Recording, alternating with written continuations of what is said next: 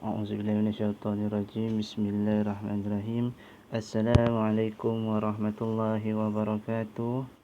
Alhamdulillah, bersyukur kepada Allah kita dapat berjumpa dalam PDPR kali ini, iaitu Ustaz akan teruskan kepada tajuk pelajaran 4.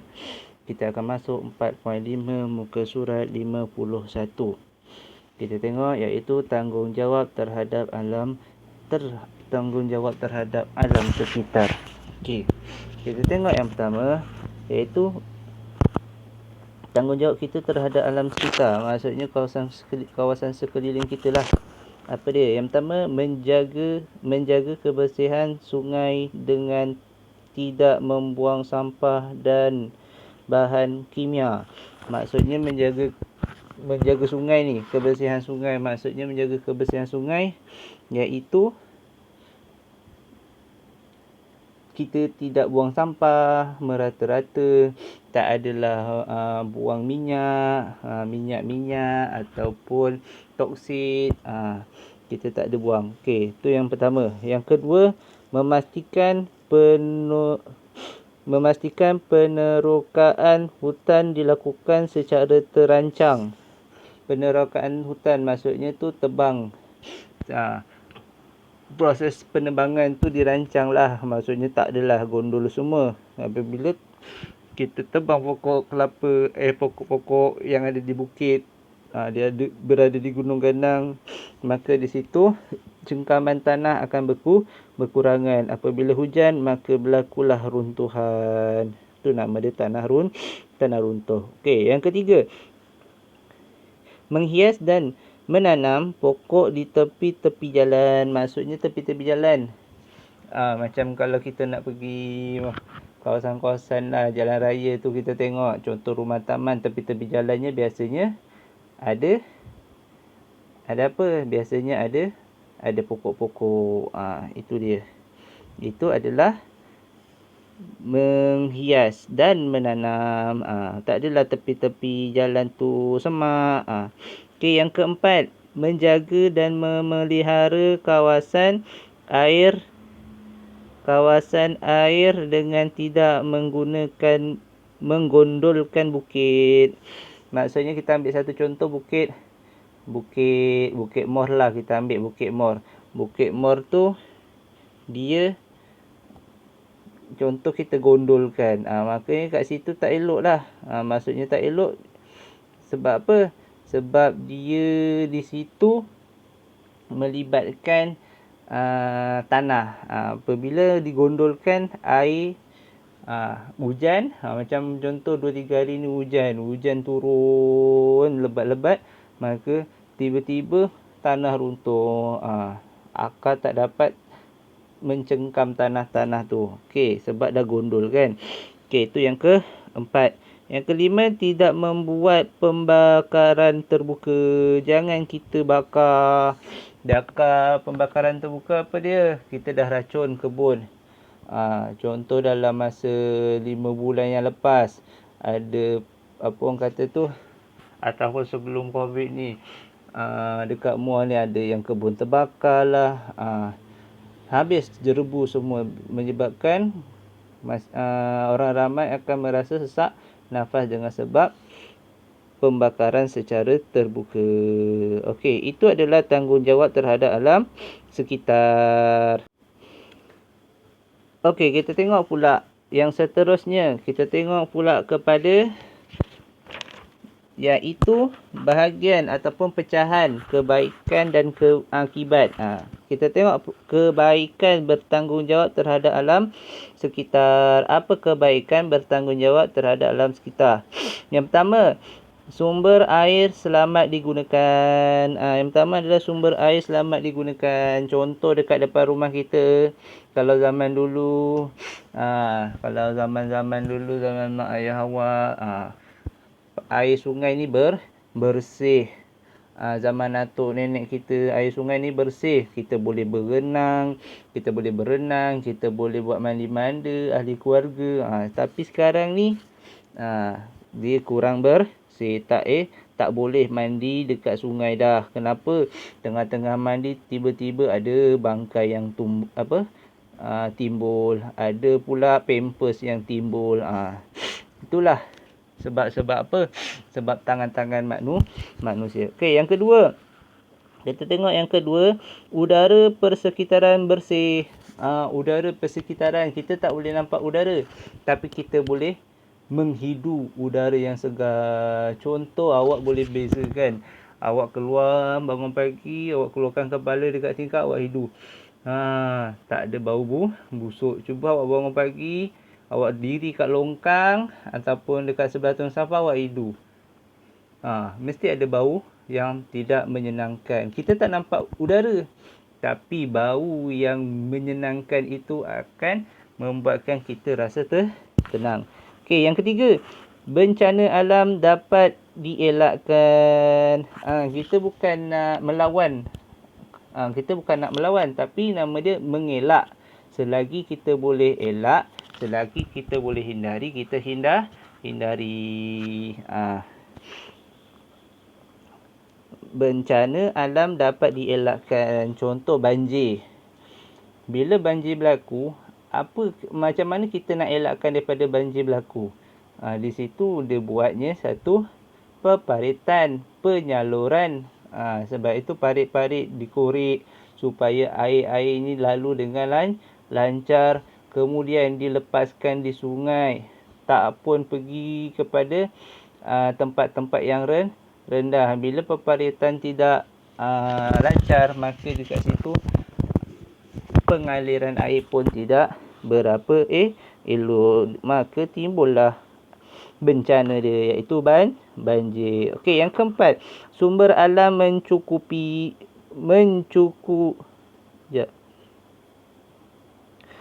Okey, yang keempat iaitu menjamin sumber alam yang mencukupi. Itu salah je. Okey, sumber alam yang mencukupi. Menjamin sumber alam yang mencukupi maksudnya, bila alam kita bersih, semua elok, maka kita hidup di muka bumi pun dalam keadaan elok.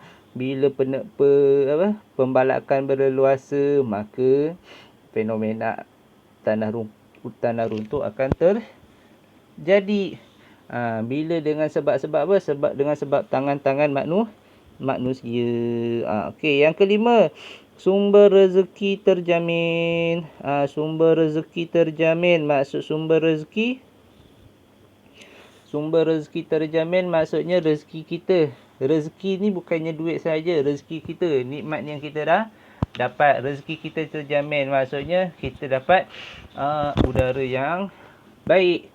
Bila pokok-pokok ditebang, maka makin lama kita punya dunia makin panas, sebab tak ada yang nak menyejukkan. Siapa yang boleh menyejukkan? Pokok-pokok.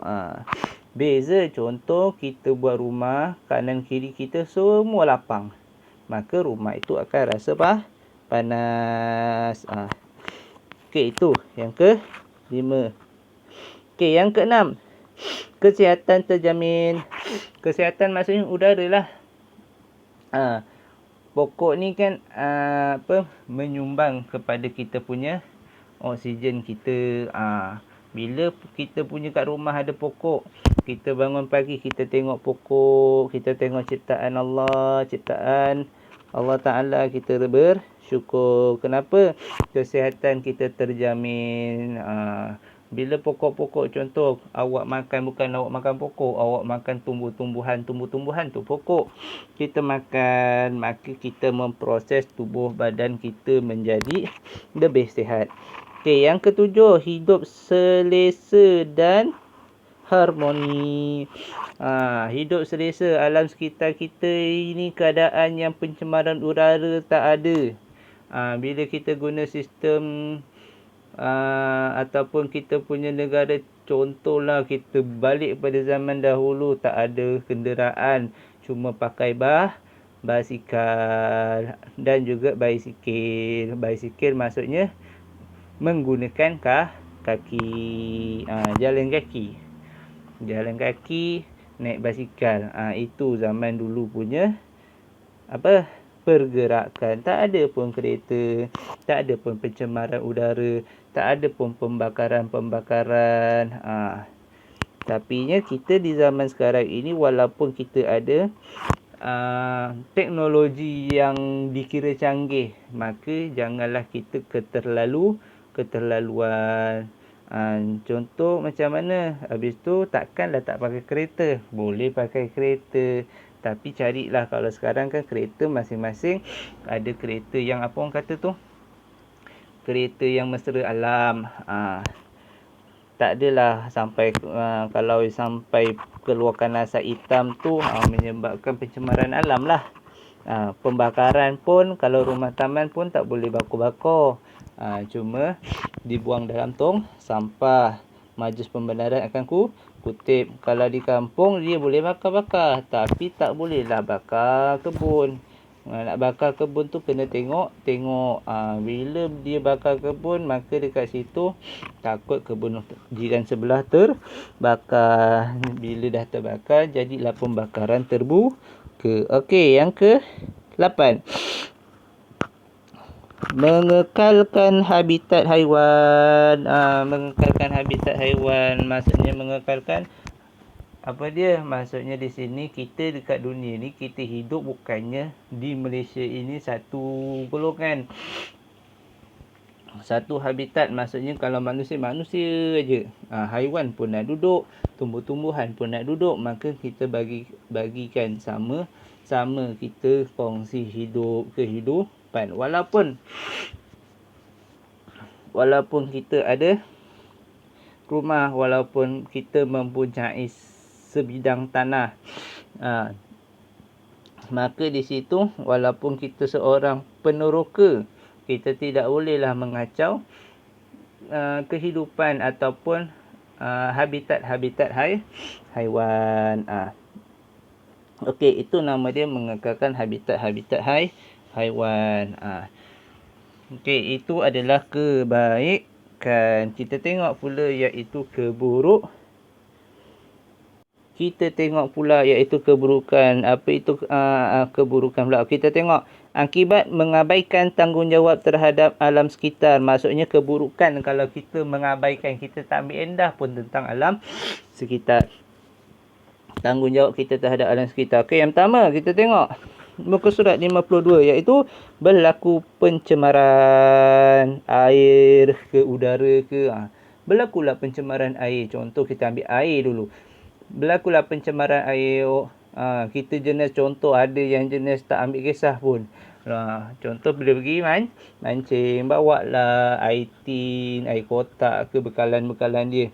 Tengah-tengah mancing, sama-sama mancing tu makan ataupun minum air kotak, lepas tu buang dekat sungai.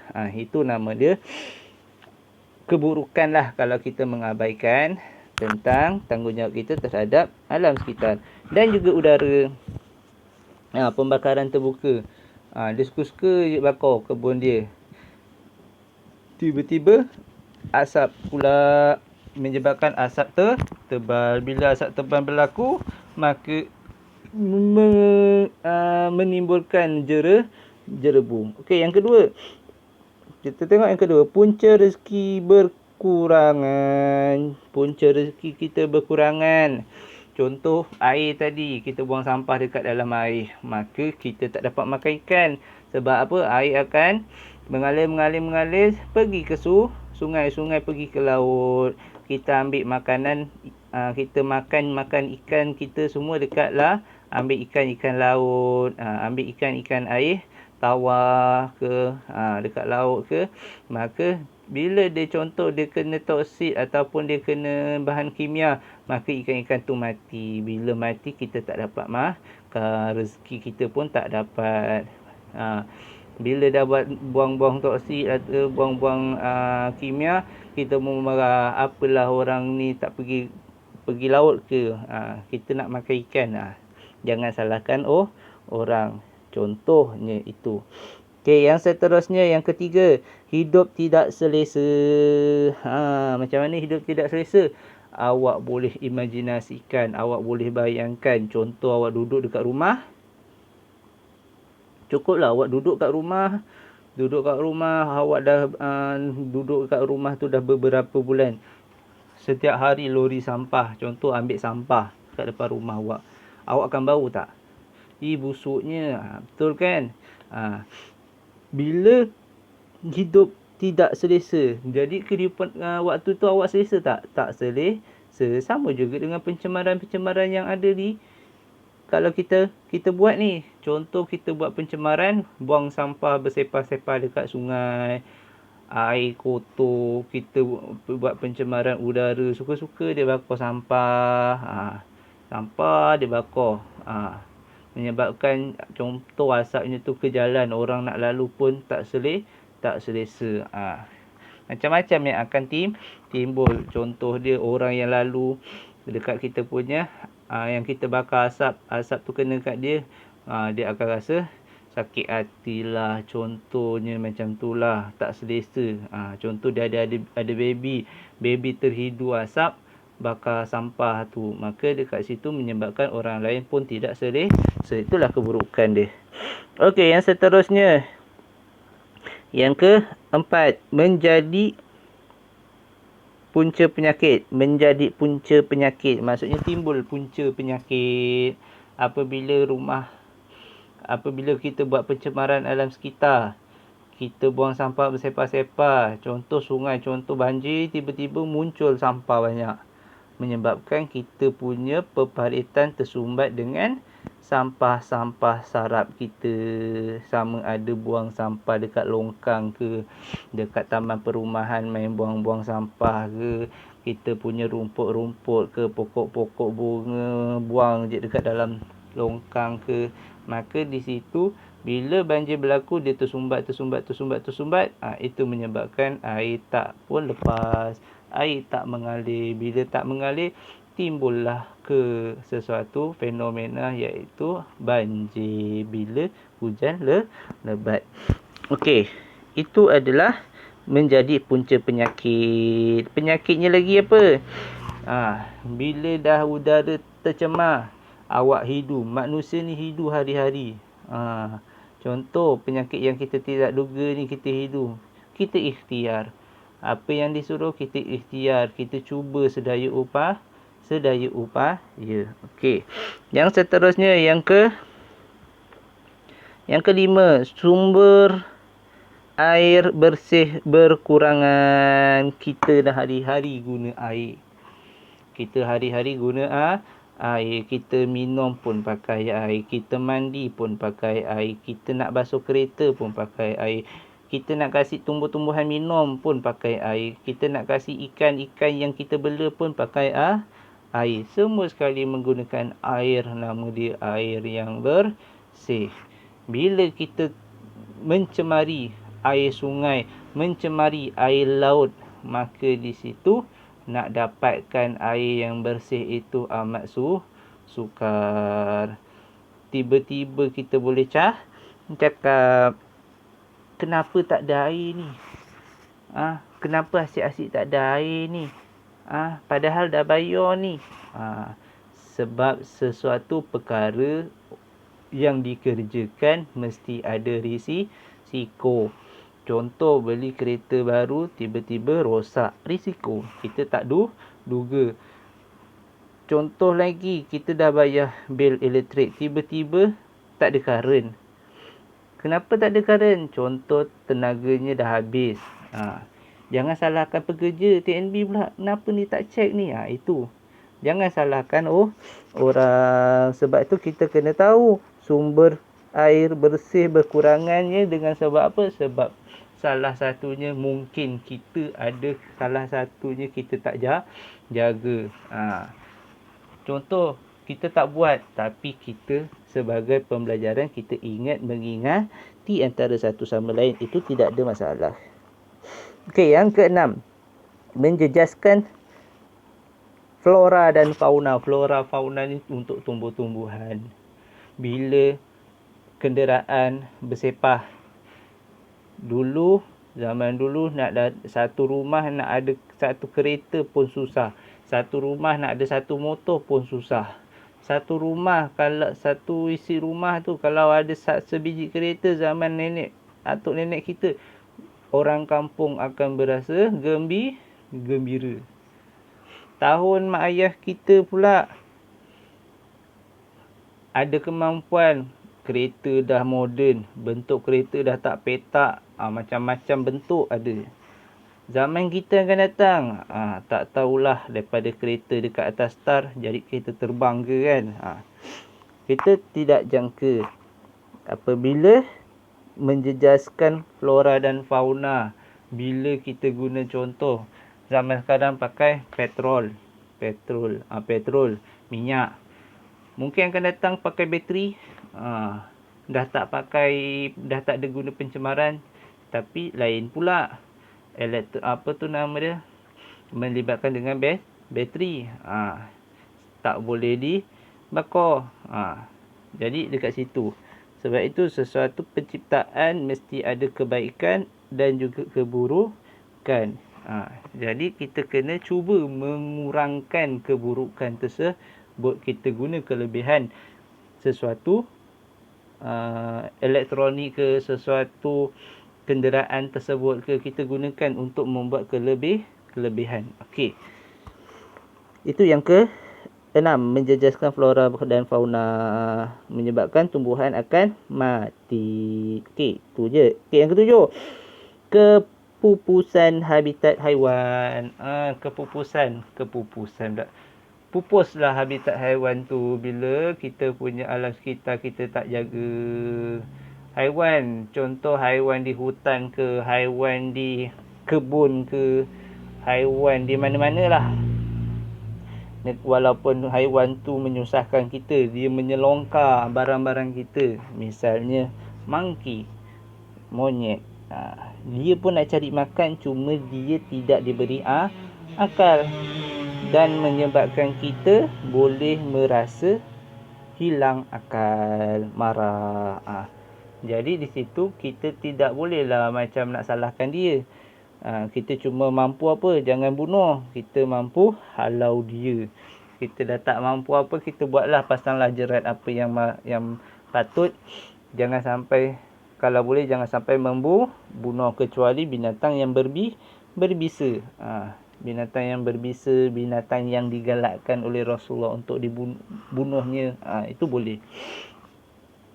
Contoh, kita ada contoh duduk rumah taman, kucing jiran bersepah dekat rumah kita, asyik nyakor kita punya kereta ke, ayam ke. Kita bincang elok-elok dengan tuan ataupun dengan jiran. Itu nama dia habitat. Kepupusan habitat haiwan. Kita melibatkan haiwan lah. Bila melibatkan haiwan, kalau haiwan itu ada punya tuan, kita bincang dengan tuan dia. Kalau haiwan itu dia punya rumah contoh dekat hutan hutan simpan ke, hutan belantara ke, itu dia punya tempat. Bila kita nak masuk, kita nak ceroboh, kita kena tahu itu tempat siapa yang duduk. So kita tidak boleh suka untuk tebang pokok ke, kita nak bakar ke. Okey, itu yang ke-7. Yang ke-8, berlaku hakisan dan tanah runtuh. Berlaku hakisan dan tanah runtuh ni, maksudnya berlaku hakisan dan tanah runtuh apa? Hakisan tanah runtuh melibatkan tentang pembalakan, penggondolan pokok. Ditebang pokoknya, ditarah bukit. Memang bukit tu ada tuan dia, tetapi di situ kita kena tengok juga satu sudut, iaitu alam sekitar. Sebab tu perhutanan ke, majlis ada pertubuhan ke, persatuan ke, majlis-majlis ni dia ada punya kerja masing-masing. Terpulanglah dia punya peletakan ataupun penentuan, yang ini tak boleh ke, yang itu tak boleh ke. Apabila sesuatu peruntuhan, contoh kita ambil yang terdekat lah dekat area-area kita ni, iaitu Bukit Mor. Dekat situ ada tempat kilang batu, kilang tanah. Jadi mungkin itu punya majlis dah pembenarkan dan dia pun dah ada lesen ke, itu dia punya tanah ke. Itu dia terpulanglah masing.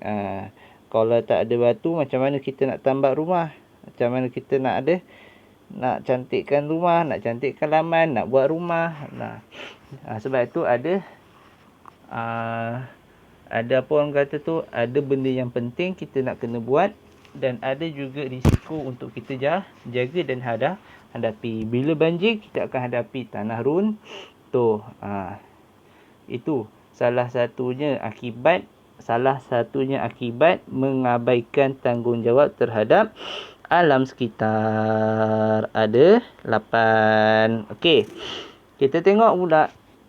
Jadi kita dah pun belajar, iaitu yang pertama tadi, tanggungjawab terhadap alam sekitar. Yang kedua, kita masuk kebaikan tanggungjawab terhadap alam sekitar. Dan yang ketiga, kita masuk tajuk akibat mengabaikan tanggungjawab terhadap alam sekitar. Itu semua sekali kita telah pelajari pada hari ini. Okey, apa-apa yang tidak faham, awak bolehlah kemukakan. Cuma untuk kali ini Ustaz cuma buat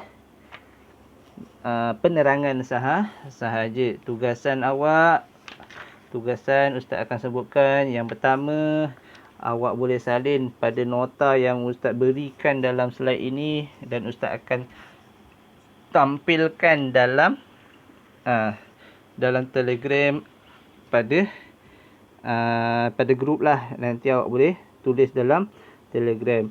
Kalau kita buka muka surat 51, 52, di situ semuanya sama. Jadi kalau yang awak dengar pakai video Ustaz ini nanti, tanggungjawab terhadap alam sekitar, awak boleh salin.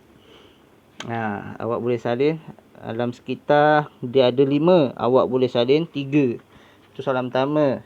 Soalan yang kedua, kebaikan bertanggungjawab terhadap alam sekitar, nota dia awak daripada 8, Ustaz nak awak ambil 4. Pilih je mana-mana, ambil 4. Dan yang terakhir, akibat mengabaikan tanggungjawab terhadap alam sekitar, dia ada 8 juga. Awak boleh pilih 4 sahaja. Pilihlah mana-mana. Dan juga Ustaz nak awak buatlah cantik-cantik. Nota tu awak buat elok-elok. Tulisan cantik-cantik. Awak dah darjah 3. Cubalah sedaya upaya. Tahun depan kejam celik awak dah naik pun darjah 4. Jadi di situ, bila walaupun perkara ini dalam seumur hidup kita tak pernah berlaku, tiba-tiba berlaku jadi macam ni, jadi kita saling usaha mengingati dan kenalilah tanggungjawab masing-masing.